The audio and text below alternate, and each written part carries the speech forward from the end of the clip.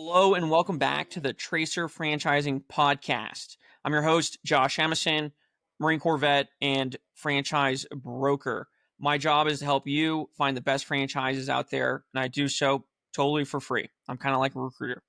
Today I've got Scott M. Romero from CityWide. He's a franchisee. Very excited to speak with him. So without further ado, let's get into it. Scott, can you just tell us a little bit about you? Give us your background and kind of what you were doing before the franchise. Yeah. Hey, Josh. Nice to meet you. I didn't know you were a Marine, so yeah, congrats, buddy. Yeah, I was in the Air Force, and a little bit about me: I was in the Air Force for 4 years, then got out of that and went to work for the Department of Defense, and did that for about another 5 years after that. And I enjoyed it. I totally enjoyed it. I loved the military. I loved the sporting. I felt like I was a fireman at the time, so I felt like it was really more of a sport than a job. I I really enjoyed it. So I did my military stint. I met my wife, and we went off, and she graduated dental school.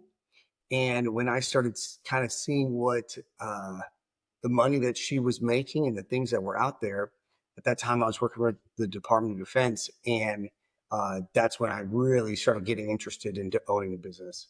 And so that was kind of what kind of started our whole our journey. I wanted a franchise because I felt like I needed more freedom.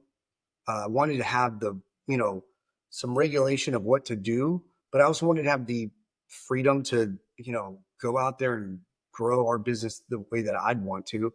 And that was kind of what ended up leading me to CityWide. And so just a little brief synopsis of me. Yeah. Did you only look at CityWide? Did you look at a bunch of franchises? What was that whole research process looking like for you? So I wanted to, I was really going through, when I look back at the very, beginnings of it, I started realizing it all actually dawned when my wife, she brought home a really good sized paycheck from being a dentist. And I realized, I'm like, oh my goodness, like we have spent all of our money.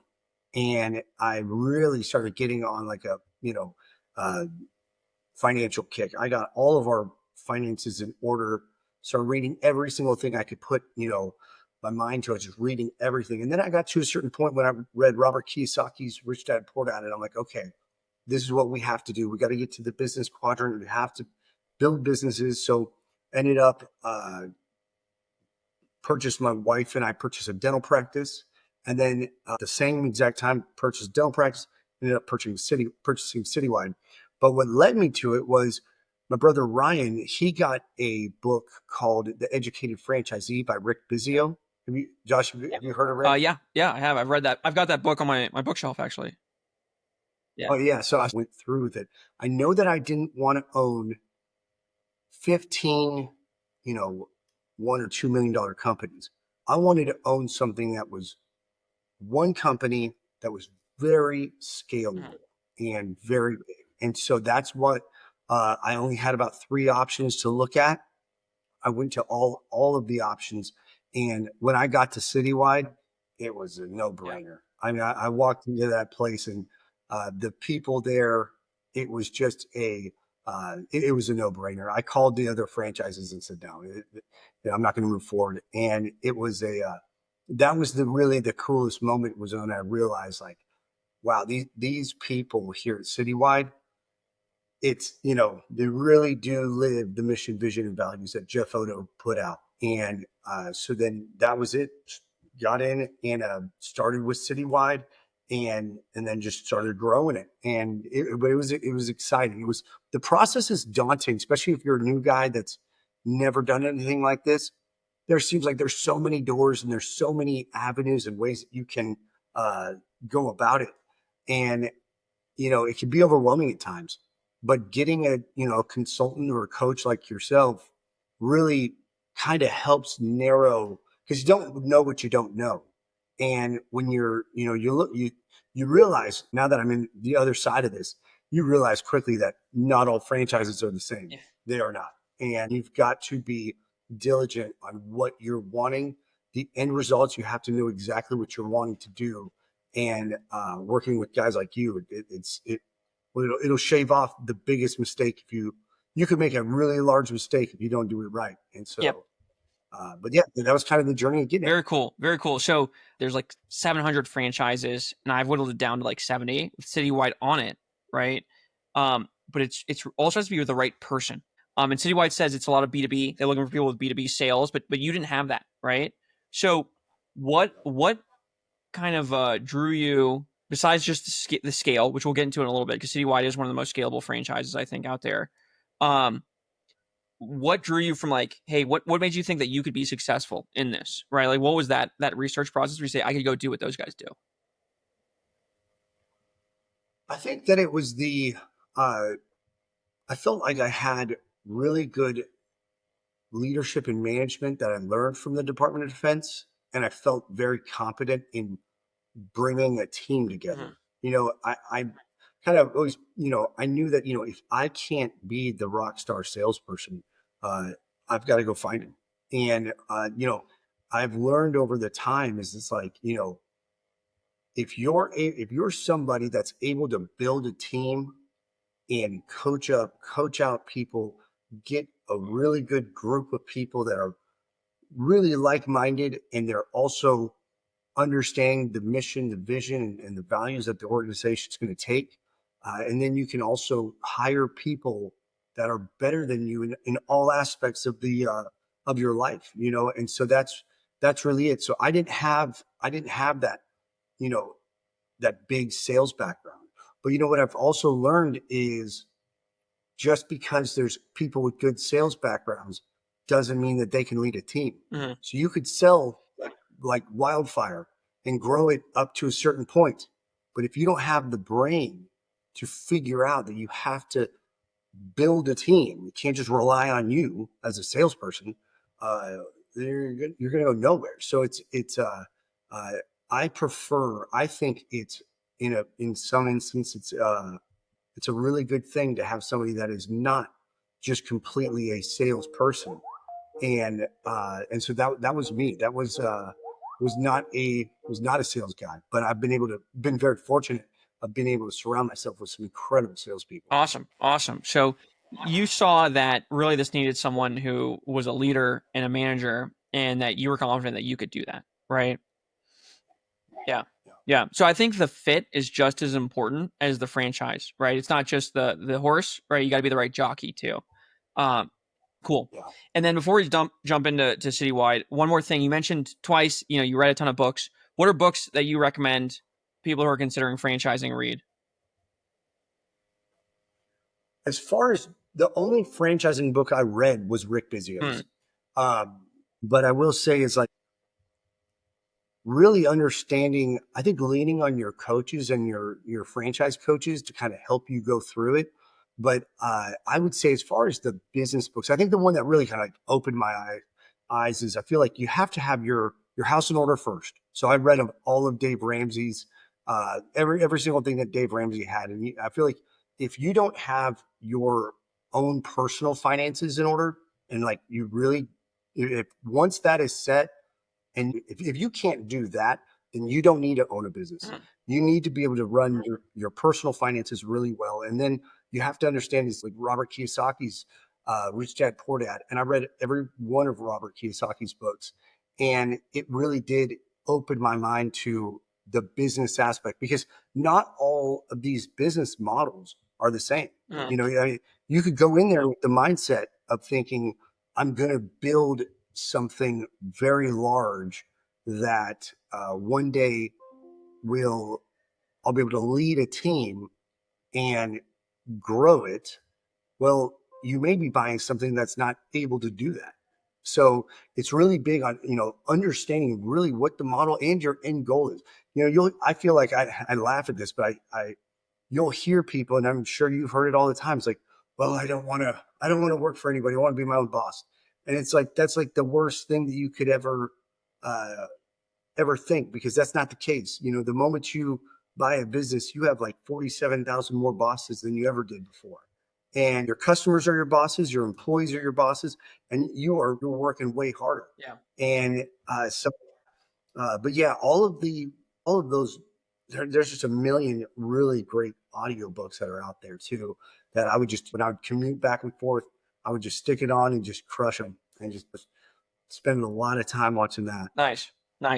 Yeah, I don't know if I would call him your boss, right? You're definitely responsible to him, but you can fire, and I fired not just employees but also clients, right? Like you're a bad client. Like I don't what you're paying me isn't worth the headache you're giving me, right? I think that's the big difference. Is like you'll probably work harder, definitely for the first couple of years, than just having a job. You'll probably be more stressed. You'll probably like all these other things, but the there is certain decisions that you can make that you couldn't make before, right? So it's always that give and take. Yeah. I read the Yep. emo myth. I think that's probably like the best one for setting people up for thinking the right way for business. I don't know if you've come across that one. E-myth. Yeah, Okay. it's called the E myth. I'll write it down. Yeah. Okay. Yeah, I'll look into it. Yeah. Anyway, I mean, it sounds like you could write the book, right? Because the whole book's about not being the person that does the thing, right? Being the person that runs the machine that properly, right? That's scalable and systematized and stuff. So, okay, well, very cool. And that's a hard part. Is some people can't. Some people try to do that too quickly. You have to understand in the beginning that you are the operator. Yeah. You are in it. That you're not going to be able to just hire your way out of these situations. Some things you have to just do, and then over time, when it's correct, you then put those people in place, train them, get them correct, and then you kind of delegate and elevate, as they say. Yeah. I think that's why, I really encourage people who say like, I want to keep my job and run a franchise to rethink that, right? I think unless you've got like a haircut place, right? Like it's just impossible. Yeah. Because of those things, right? Even you're like, oh, well, I'm never going to turn a wrench. I'm never going to mop the floor in this janitorial service. There's a million other things that go into it besides, doing the actual action. And if you haven't done those things, it's very hard to hire and manage people who are. Yeah. Yep, I agree. Yeah. Cool. Okay, so let's get into CityWide. Right, we've beat around the bush enough. Can you tell me what it does? Right.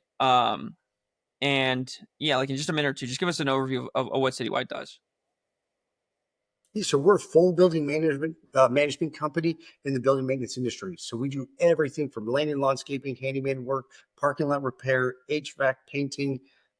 We specialize in janitorial. So our customers are typically people who are sick and tired of dealing with multiple contractors, multiple invoices. They want one point of contact for all their entire building maintenance needs.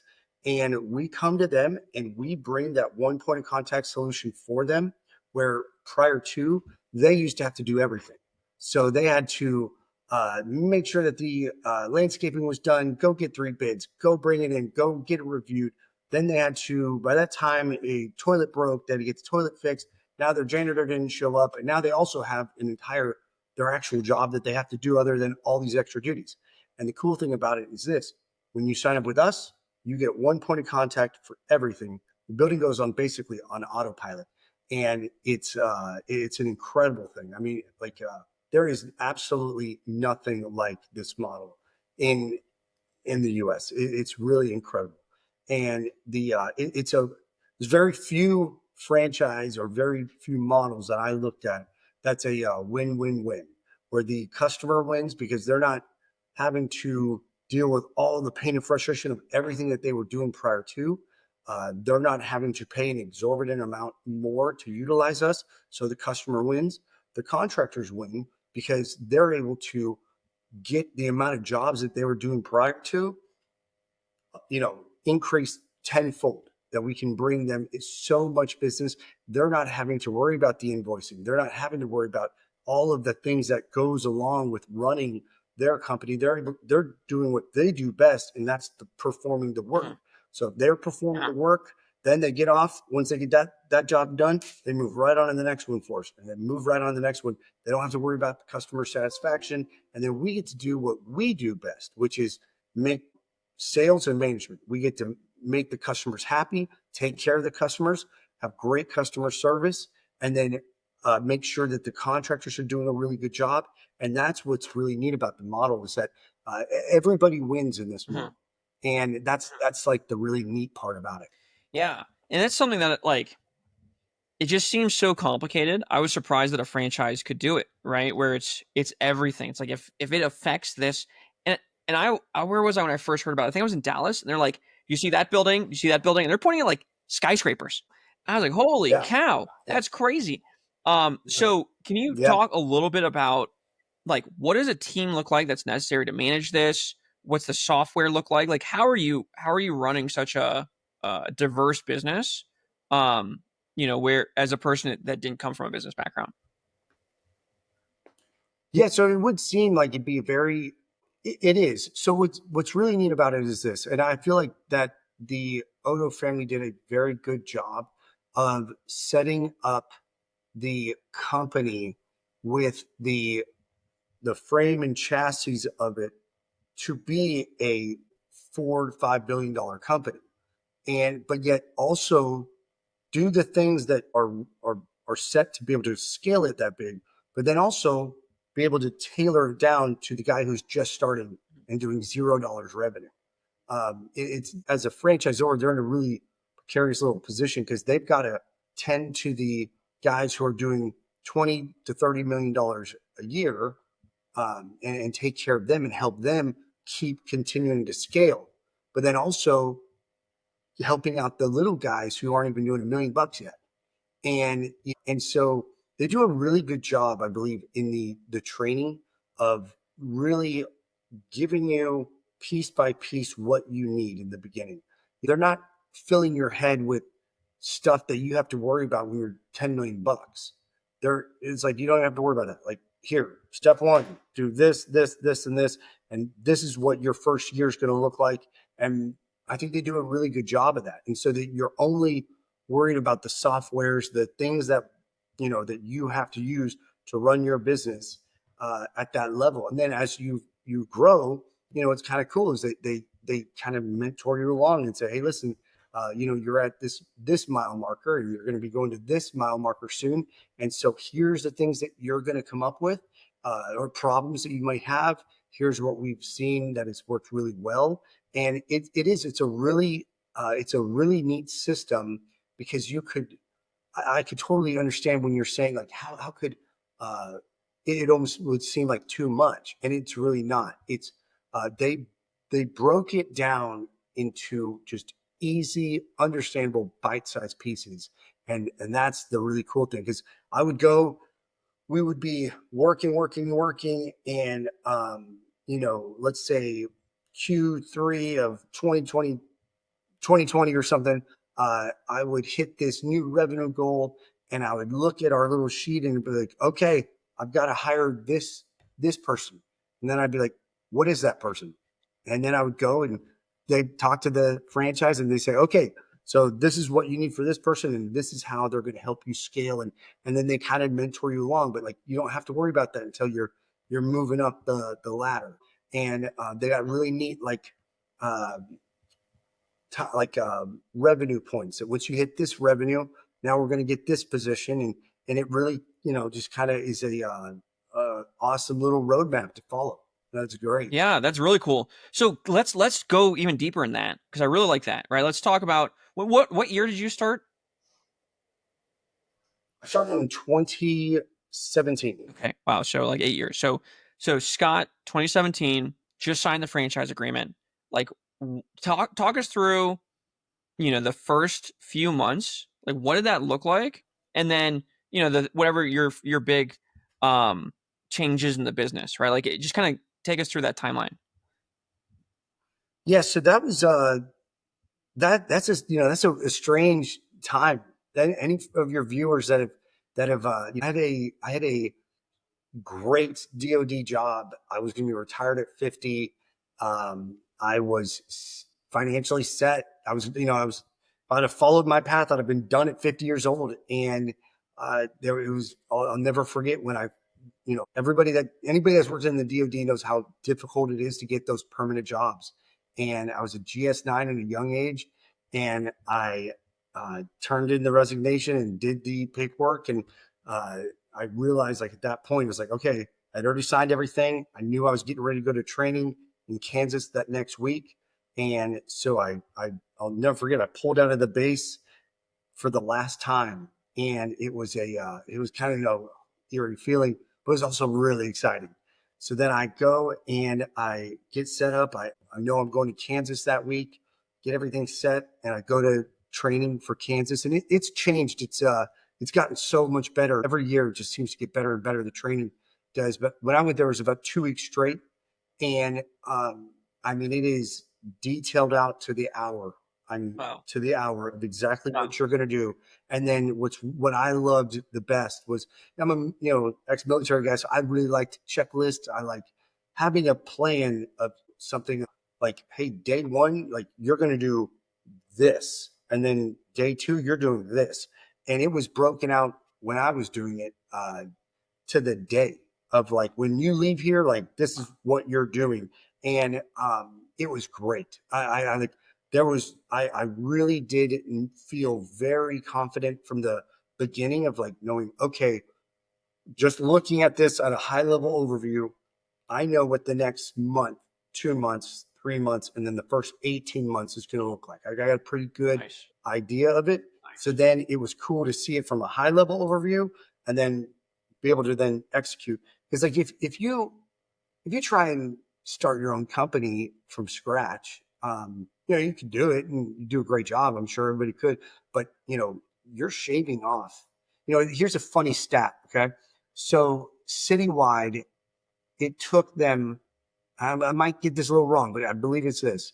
So for 30 years, we were a janitorial company. Okay. It took citywide about 30 years to get to $3 million. And then they handed it over to Jeff Odo, I believe. Frank Odo gave it to Jeff Odo. And then from that, Frank got it to $3 million in 30 years, which that's a great company. Well, I got $3 million. I got to $3 million in my second year. Yeah. So you can see that the learning curve that I shaved off, 30 years of trying to figure stuff out. And I'm able to just, every year we've grown by 1.5 to $2 million every single year. So we're at 7 years. We're going to probably be hitting 14 million bucks this year. And we could not, I could not do this without them. I mean, I would be silly and arrogant to act like I could just go out there and do, because it's just, they've got this model just really perfected. And so that's the neat thing about it. Wow. Okay.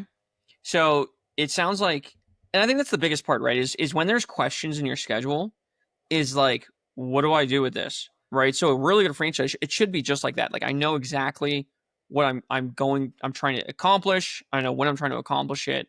And I have a step by step, right? And then if you have issues as you're going through it, there needs to be someone there to support you, right? So I'm guessing, did you have like a coach? Like what was that like? Yeah. So you get assigned a coach from day one. And back then mine was Emma Crossley. And Emma she's this little spunky European girl.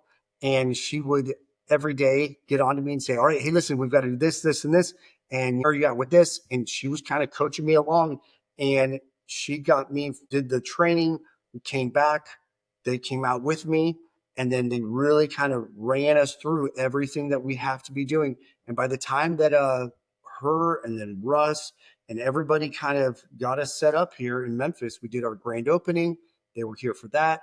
And then when they went back to Kansas, I felt very confident. There was no confusion of what we needed to do. And I was able to go out there and then just, attack the plan that they put out in front of us. And that was the neatest thing, is like having that coach, and in the beginning, Jeff Odo always talks about, it's like, in the beginning, you're a net taker. You have to take from the system. You've got to be calling every franchisee. You've got to be calling the home office, asking for help, asking, and use as much resources as you can. But then as you get to a certain point, you get past that 10 million bucks, he wants you to start being a net giver and, give back to the model. If you see a new guy that starts out, and that's really the neatest thing about this whole system, is that, I leave out tomorrow to go meet up with 6 other franchisees. We have a little performance group that we have, and we tear each other's P&Ls apart. We tear each other certain operations. And man, when you leave out of there, you leave with these little nuggets that just completely change your whole business. Wow. And that's the exciting thing is like, so yeah, you get to coach. The coach is holding your hand the entire time. And then you've also got the franchisees, which I was in the Air Force and I felt like there was a brotherhood there. I don't feel like it was nearly a brotherhood like it is with CityWide. Wow. I mean, I'm telling you, like I could go to any state, and I didn't feel like this in the military. But I now I could go to any state, find a CityWide, and I would know the owner there, and they'd be willing to help me with anything they need. So that's really neat. But the coaching is awesome, and the mentorship from the franchisees is really that's where it's at. That's cool. That's very cool. Okay, so great training, great support. You knew right away that what you had to do to grow it, and you have. Can you talk about what does your team look like? Right. So talk about the team from day one. What were the hires, and then what were like the major hiring that you did along the way? So, like, going back to that whole deal is, you follow the model. So the model's been, broken out to where it's like, it's setting you up for the best success to scale and retain customers and take care of people. And so in the beginning, you're going to be hiring your salespeople, getting the salespeople in, and then you're going to be over time. Once you get more accounts coming in, you're going to get your facility solutions managers. Those are going to be the people that are going to be taking care of the customers, and then over time, you're going to be getting an accounting team, and you'll slowly have a small sales team, small accounting team, and then your operations team. That's going to start growing, and then as your operations team goes, you're at a certain point, you're going to be overwhelmed because there'll be more operations. At that point, the machine has got so much activity at that point. So then that's when your first big hire is your director of operations. And so my very first big hire was the director of operations, and brought him in. And then that really kind of gave me some breathing room because at that point, I don't have 8 people direct communication with me plus sales and accounting. And it gave me some breathing room, got the director of operations going. And then you just follow, you just rinse and repeat. You add more salespeople. And then as you keep adding operations, then you're going to need to get another director of operations. And it's very much like in the military, how you have an org chart. You'll have an org chart with revenue dollars attached to which trigger to hire people at. And then you get to the point where you're hiring a general manager, and then the general manager runs the entire business, and you're able to now focus on the things that can help really scale the company past that 10 up to the $20 million. And then that's when it takes the leadership of, you're really changing your type of leadership to more of a mentor to the people to help try, not so much coaching, and you're trying to help bring in really good talent. And that's the cool thing about this place is Jeff always says it's like every time that we bring in somebody here as a salesperson or a facility solutions manager, we're saving them from corporate America, because what's really cool is they can make incredible money, great money, and they don't have the it's a small town, small feeling business, but operating a very large company, and so you get these great relationships with your sales and operations team. So but those are the 2 biggest hires, was the director of operations and then the general manager. Wow, very cool. So how many people do you have working for you now? We're 23. 23. I mean, that's pretty good from like a revenue per employee standpoint. Like that's really good. So that's another like super impressive thing. And then you said you have Memphis, right? So are you the only franchisee? Do you own your territories all of Memphis? Mm-hmm. Yep. Yeah, that's another thing with so no, what are you saying? just it's such a big territory. Like CityWide stands out, I think, in that respect. is that people own like cities, right? They don't own little pieces of it. Yeah. Yeah. Yeah. That's the neat thing. It's like, you've got a huge population to, I mean, there's parts of my market that I've even touched. We've got like phases of how we're going to work at these other locations in, and that's the exciting part is, you get this really big, really great protected territory, and it it it allows you to grow something really tremendous, and that's the neat thing they did is, they're going to give you a big territory, but they're going to expect a lot. We are expected to make sure that we grow it as big as we possibly can. Yeah. Yeah. Okay. Awesome. So we've talked about some like the really exciting parts, right? Your growth, you're adding employees. Let's kind of give a reality check, right? So let's talk a little bit about how much did you work? I imagine you must have worked your butt off, especially at the beginning, and even now. Like what is your day-to-day look like when you started and through it and even today?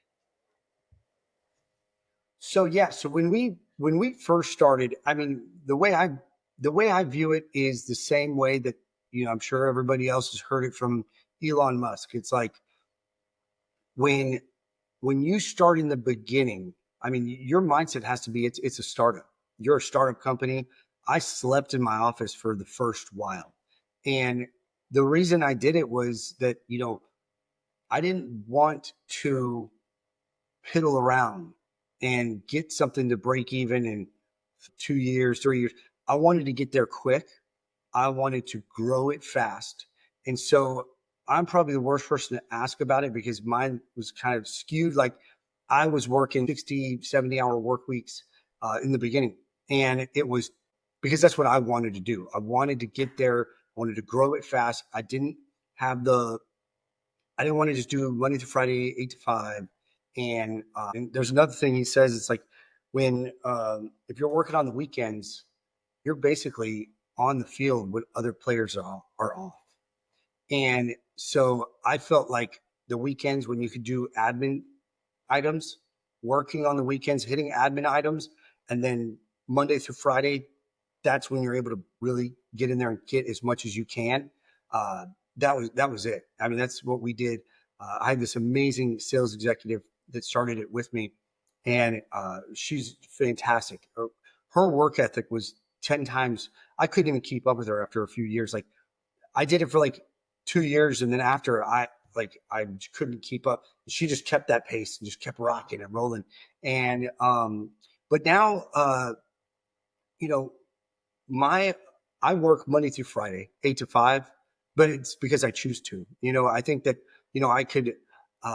I could work less a little bit, but I enjoy it so much. It's funny. It's like I I definitely I found it funny that when you're not forced to work, like when I'm not forced to work, I want to be here even Mhm. more.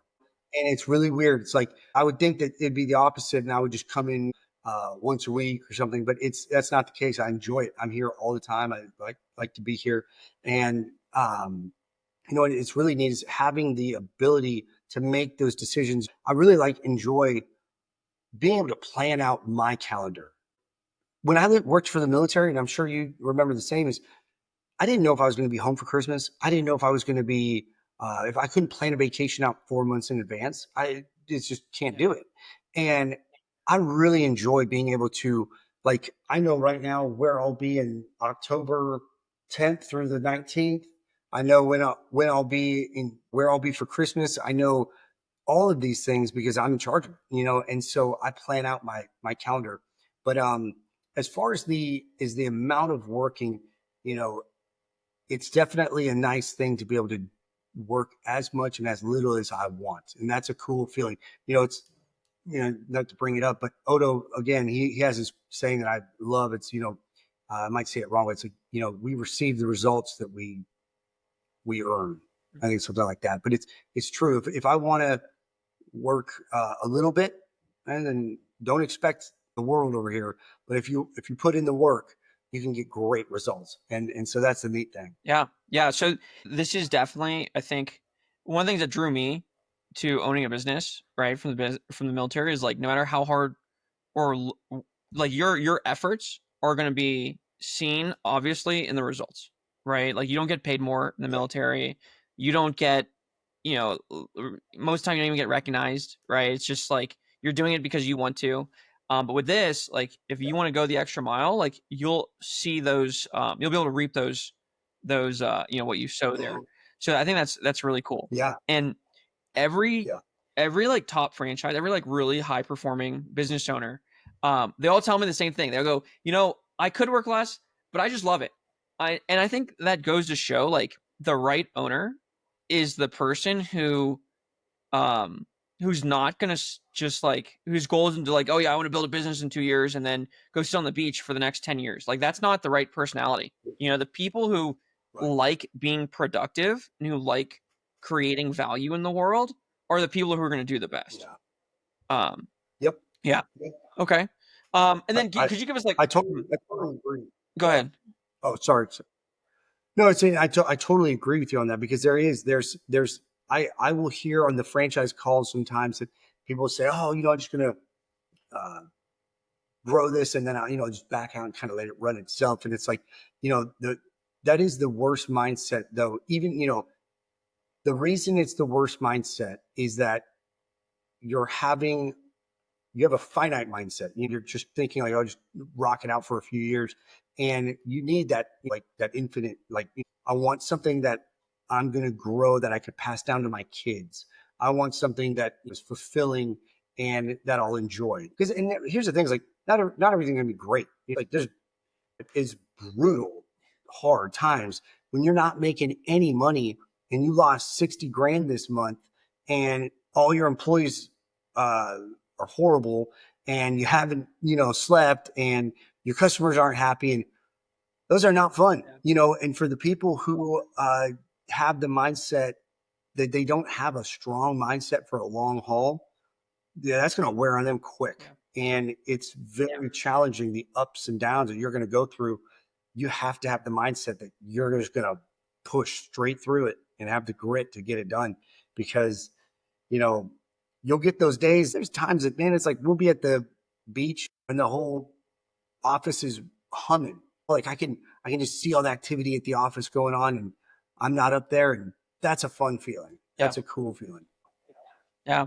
Very cool, man. Yeah. I think that's a good point. And hopefully people who are thinking about this, it's like, dude, if you just want to work for a while and then take off, like start a Roth 401k, right? Or whatever. Like Exactly. if you want to Yeah. go out and produce something Yeah. in the world, like start a business. Um, yeah. Yep. Okay. So, and then one last thing, let's go back. Cause I love stories. I think it makes it real, right? Like, can you give us just one of the like huge challenges that you faced and you were like, I don't know what I'm going to do here. Right. And like, how'd you get through it? Yeah. So, like, what would you say as far as while owning a citywide, or are you And saying Citywide, what do you yeah. mean? Like at any point while you own Citywide, what was just like a big challenge, and something that you were genuinely concerned about, and that you figured out a way to work through it. Yeah. So, like, there's a lot of them. I think like every year I get like three new surprises, and it's like you constantly learn. And I always laugh. I'm like sick of learning.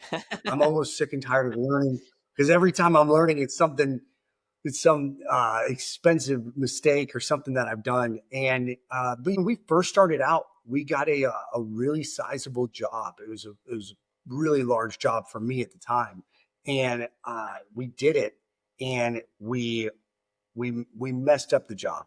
We messed up the job, and it was one of our first like big Oh man, ones. It was like in the first or second what year, kind of job was and it's it? like 100,000.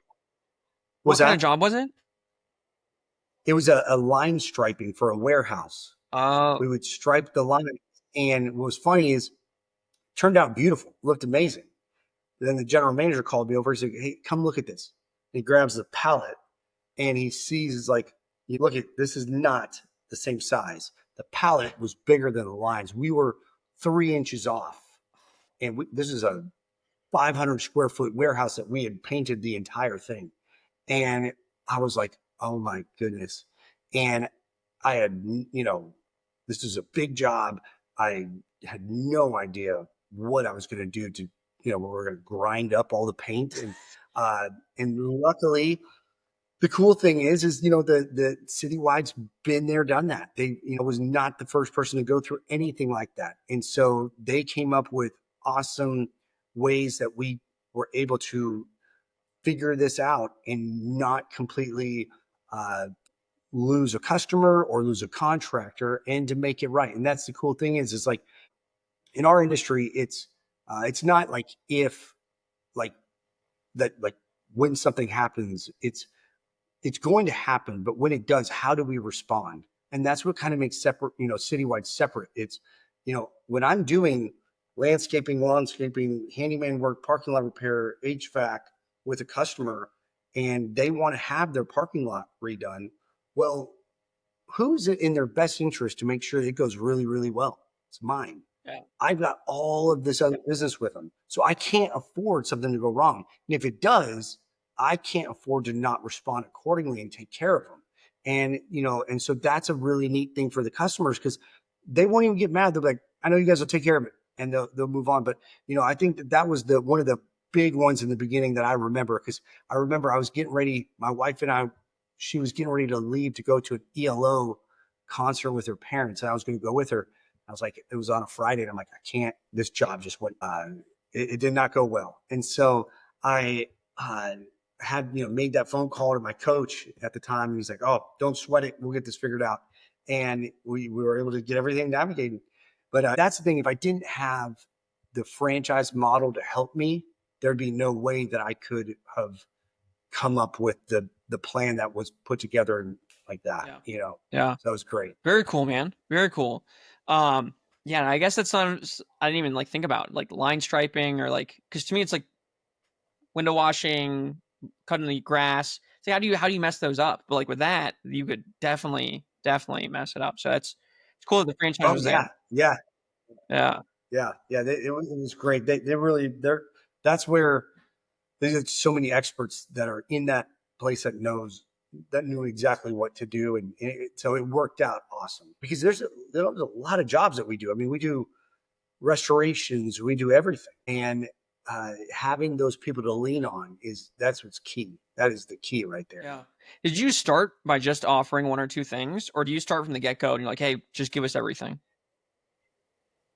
Everything. Yeah. We didn't say no to anything. If it didn't matter if they wanted their golf cart repaired. I mean, I would do anything. At that point, we were hurting for money. But also, what's the cool thing about it is, this is what's really neat about this model, right? So, Josh, if you're a business owner, and let's say my company does roof repair and HVAC, and I come to you and I say, hey, I'd love to quote you on your roof and your HVAC, and you said, oh, no, that's fine. I'm good right now, but I'm actually having a pest control problem.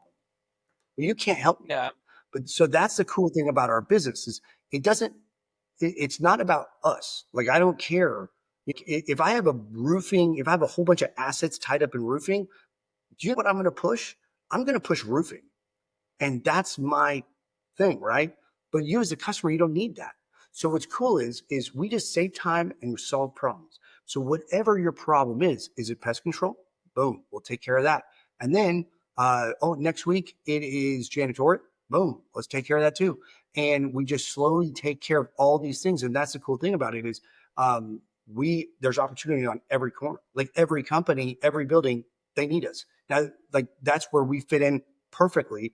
We just take care of that immediate need for them right then. And we're not pushing any sales on them, because it's like, well, this is what they need, and we can take care of it. Where other companies, when you own large assets in certain categories, you're kind of in a way forcing your way on them of what they need, and that's what we do is we just take care of whatever that immediate need is, and partner with them long term.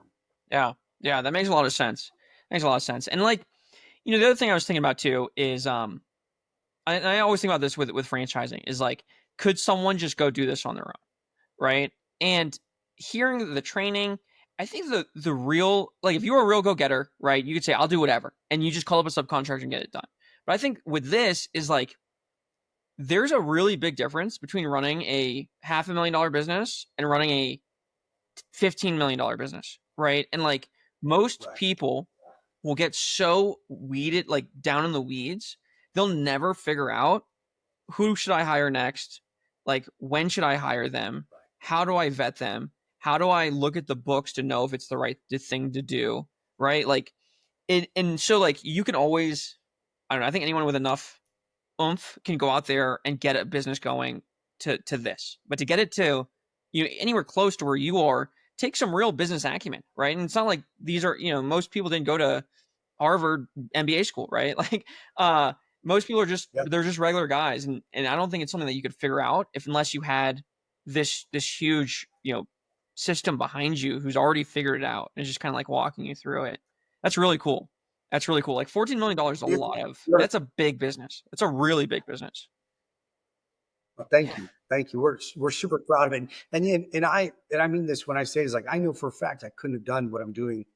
I couldn't have built a company like this if I didn't have it, and it just allows you to scale so quick. I mean, right now I would be if I didn't have the model, I would my time would be consumed right now, and I could not do this interview with you because I would be sitting here figuring out what's our next system that we have to put in place to track our salespeople and like there's just so much that you just don't realize, and that's really the key. Is there, like yeah, you're right, like 100%. Like anybody could do it on a smaller scale, but then to be able to be sustainable and then to grow it. And I benefit by it being nationwide. I get referrals all the time. I'm helping up other country or other cities, and it just grows stronger and stronger. And it's like, well, if one customer here in Memphis is really happy, and they're like, oh, well, hey, I've got like 17 locations throughout the U.S. The cool thing is this: on a national scale, this is what's really neat to me. That one guy who owns one building here in Memphis, yeah, he gets one point of contact. But think about this: the guy who owns 70 buildings throughout the US, he can have one point of contact too. And so all of our national accounts team do the same thing. So like if you're FedEx or whatever you are, if you want one point of contact for the entire US or Canada, where are your people? So we do that same model nationally. Wow. And so you're telling me that you can get all of my locations, even if I wanted one invoice, I can do that. I can do consolidated billing. I can have one person to talk to if I need help in Raleigh, North Carolina, and then one in, Selmer, Tennessee, and then one in Redlands, California. And I can just call one guy, that's a big win for them. Yeah. And so that's what's really neat. And so, but yeah, it is, there's no way that I could have done what I'm doing without it. And like and then realistically, you could do some of the things, but then it would only take you one mess up or one big job or letting your AR go out of whack or, and just, it could just be game over. Yeah. And that's where the franchise comes in and really guides you. And it's like, all right, hey, listen, you're at 10 million bucks. You're about to go into this next realm. Let me explain to you what, dude, they're already seeing around corners. Yeah. They're like, hey, you're like, you don't see it yet, but you're going to hit this and this. And so I need you to prop this up. And so then when you get to that point, you're just like, woo. And they're already strategizing what we're going to do for when we get to 20 million. And then, all right, so what, when we make these decisions on territories, we're doing it with the mindset of, all right, you're setting this up for 45 million bucks. Because by 2032, I'll be $45 million.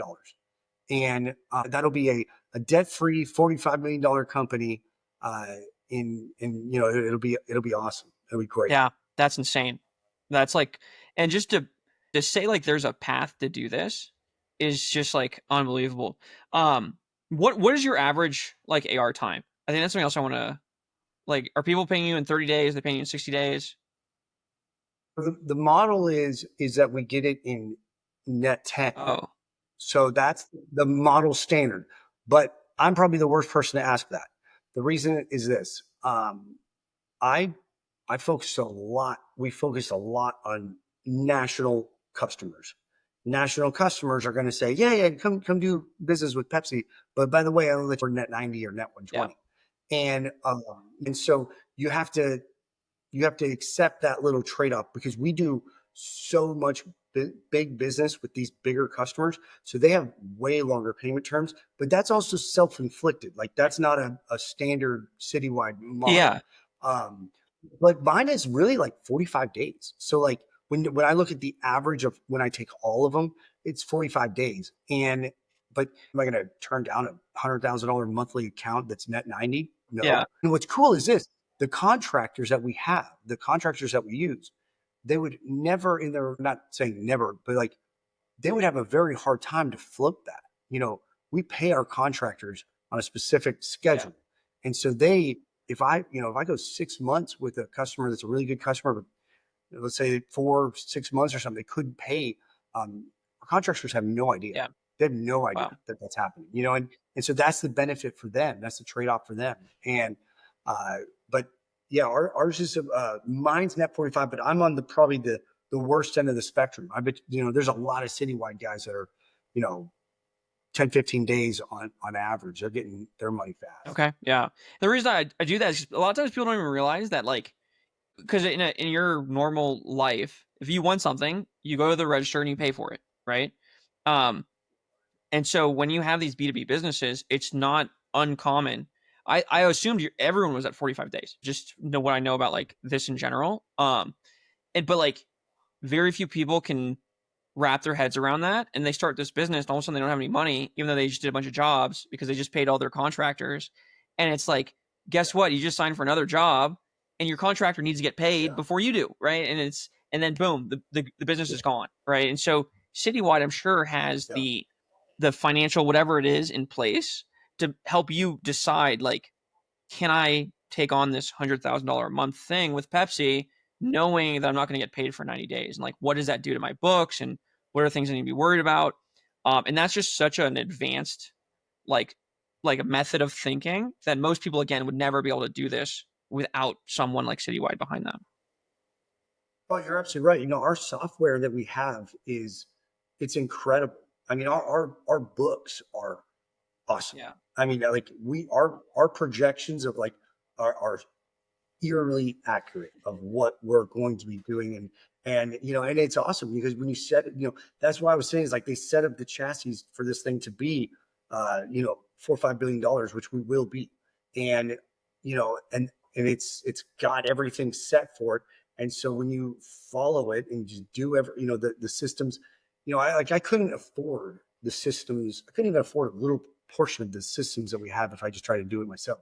But that's the thing, is like, that's what you need to have it. We have like a real CFO. Like we have it, like for Memphis, our little location, we have a real CFO that's sitting there helping us make intelligent decisions and seeing what implications are going to come down the road from it. And that's really exciting. It's not we have an advantage that a lot don't, because we understand.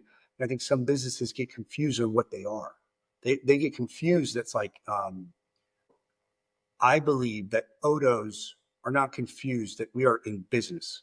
And business is a sport, and that is what it is.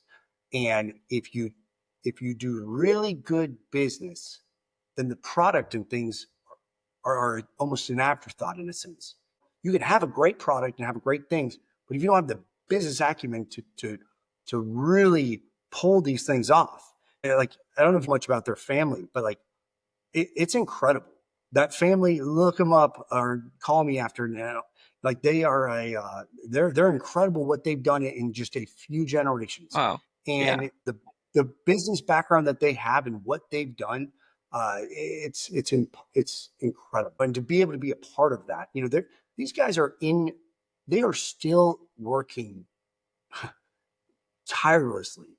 And like Frank Odo that started it, he's still in there working, a lot. I mean, like this is not a company that the CEO is just did really well and is sitting back. These are very active entrepreneurs, and what they've accomplished is incredible. And to build something this big, and a lot of these things are debt free. You're not having to gorge on debt. I look at my wife's dental practice and see how much debt I had to take off, and look at the note that's on it, and I'm like, oh, like that thing has its positives as well, but like this one's getting a lot. It's really nice, and so. But yeah, they've done a great job. Yeah. I mean, just it's a low startup franchise, right? It doesn't take a ton to get this thing going. But I mean, I don't have the exact numbers in front of me, so I'm not going to give them. But like the averages of citywide franchisees are just astronomical, right? From like an average like one person, one location franchise. Um, Yeah. yeah, very cool, man. All right, so we're coming up to the hour mark here, so let's kind of wrap it up. What's a takeaway? What's something that people listening want to own a business, or at least interested in that business being a franchise? What's something that Scott 10 years ago should have known going into this? I would say that you need to do as much due diligence as you possibly can. Don't don't mess that part up. Take your time and really understand, understand what you want, what type of lifestyle, and what is your goal. Number one, like if your goal is like, hey, I want to make $1 million net every year. If I want to, maybe that's not what you want. Maybe it's not a financial thing. Maybe it's a time thing. I want to want to grow an asset over time. But be brutally honest. If your answer is, I want to set something up that I don't have to work much and I want to retire, that is fine. I'm sure there's models out there that are like that, and you just have to be super honest with yourself, because the worst thing you could do is just say buzzwords that are other people that you'll hear, like, oh, I want to make multi-generational companies to hand down to my kids. But if that's not your thing, then don't do that, because all that means is you're saying, like, I'm going to delay gratification for my entire life. And but if you want to build something that you want to make big wealth, and write out exactly what you want. Get with a coach like yourself from your company, and the amount of frustration and time that guys like you, Josh, do to help these other people, it's huge. It'll save you the biggest mistake you'll ever make, because you may look at an FDD and you don't even understand what it is. And then you might go on a few franchise validation calls and have no idea what to ask them. So doing the due diligence, get the correct business model, understand what a win is for you. That is key. I got really lucky that this worked out as well as it did for me. I see, and I have friends that have purchased franchises, and I look at them and I'm like, oh, I am so lucky. I'm so blessed. That's good. It's good advice, right? So like people, they fall in love almost with the idea of a business, right? Or they really like the salesperson or whatever. And it's like, you need to know what you want. And then you need to validate the crap out of the franchise, which is talking to franchisees, and see if there's people, like a lot of people, who have what you want. So if there is, well, then it's a pretty clear indicator that you'll be able to get that too, as long as you put in the work, right? And if there's not, and the franchise goes, oh, well, we just haven't found a person as good as you, or well, we're a newer franchise. It's like, dude, you're not buying a franchise to be a guinea pig, right? Go start a tech company if you want to be a guinea pig. Find a franchise that's done it before, that has leadership, that has gotten people to that point before, and just go with that. So yeah, I think that's a good place to leave it at. If people do want help from me, you can go to tracerfranchising.com. You scroll down. There's a calendar you can book on and just have a conversation.